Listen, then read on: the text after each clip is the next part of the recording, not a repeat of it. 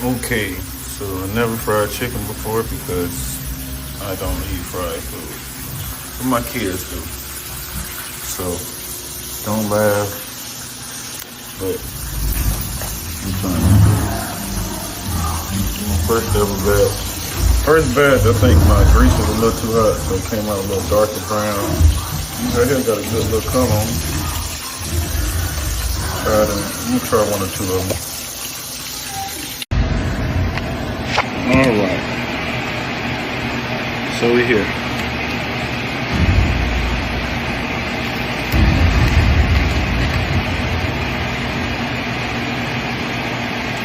I can do anything I put my mind to.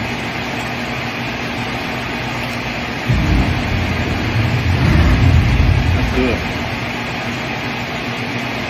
Got a little crunch on it.